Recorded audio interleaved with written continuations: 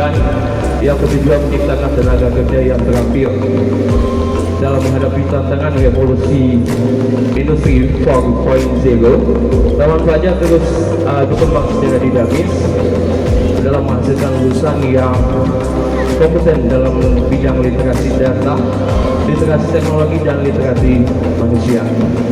Bagi adik-adik kelas 3 SMP MTS, inilah SMK identik dengan keterampilan dan produk. Adik-adik bisa melihat keterampilan dari kakak-kakak SMK dan produk yang sudah kita hasilkan. Semoga nanti adik-adik bisa tertarik masuk SMK.